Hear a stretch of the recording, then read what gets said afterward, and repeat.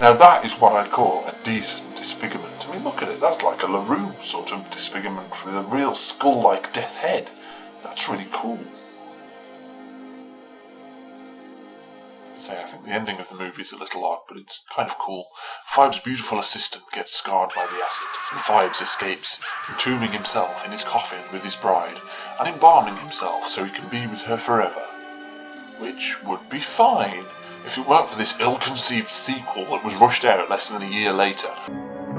Phibes lay in darkness 3 years, until the moon, coming into proper conjunction with the eternal planets, blood then flowed back into Phibes. Great wheels and motors sprung into motion, and Dr. Phibes once more walked upon the earth. Dr. Phibes rises again.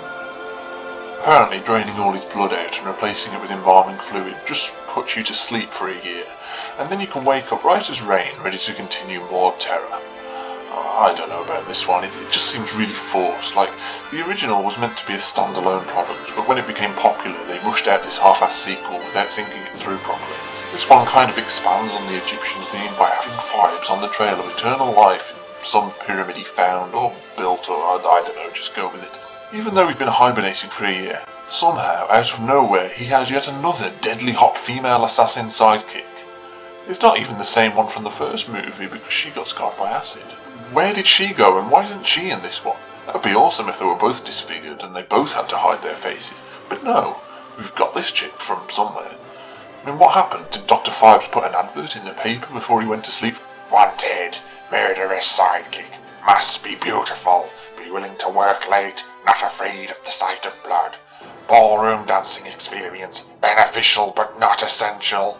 Apply to number 9, the Mad Doctor's Hideaway, London. P.S. 9 will die.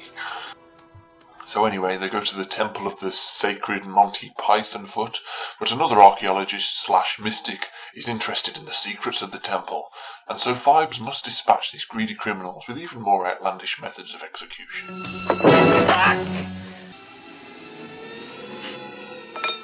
You bloody man!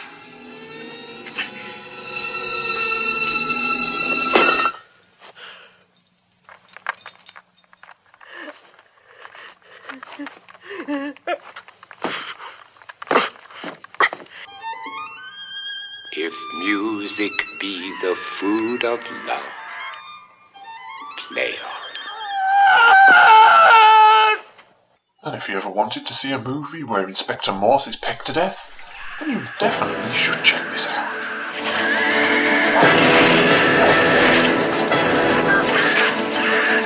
One thing I really don't get about this one is that it's set in the desert, so how on earth does Phibes get all this complex machinery out in the middle of the desert? I mean, look at how heavy this machine looks. I know it's not as interesting, but surely it would be so much easier to just shoot them, you know? Oh, and the useless detectives are back again, although they're not nearly as funny the second time around. You know what I'm dying for? What's that? A nice, big, warm What? glass of milk. We're looking for a madman, sir. Well, you've bloody well found one. Do you realise that this is Saturday afternoon? And also, Terry Thomas is back, even though he died in the last one. But he's a different character now, so I guess that's okay. So, in summary, the first Phibes movie is amazing. You should definitely watch it. But while it's fun to see Phibes in action a second time, Dr. Phibes Rises Again really isn't worth your time unless you're a major Vincent Price fan. And if you're not a major Vincent Price fan, then what's wrong with you? Somewhere over the rainbow, birds fly. Birds fly over the rainbow, while one can